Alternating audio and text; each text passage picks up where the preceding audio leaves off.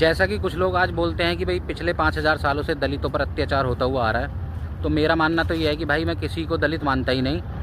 और हम एक ही धरती पर पैदा हुए एक जैसे ही लोग हैं।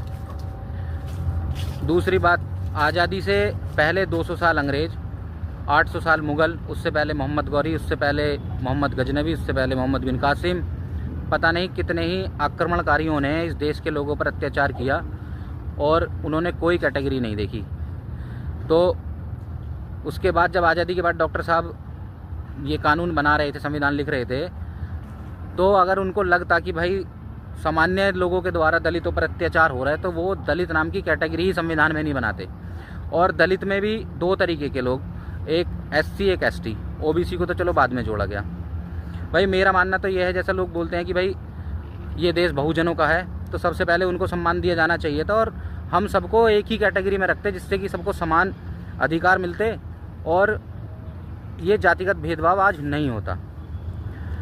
या फिर अगर दो ही बनानी थी तो जनरल और दलित होती, या फिर एससी एसटी ओबीसी नहीं होना चाहिए था। और जहाँ तक मैं मानता हूँ कि भाई हम एक होते, एक ही सामान्य कोई कैटेगरी होती, कोई भी कैटेगरी, तो हम आज ये जातिगत भेदभाव में नहीं बंटते।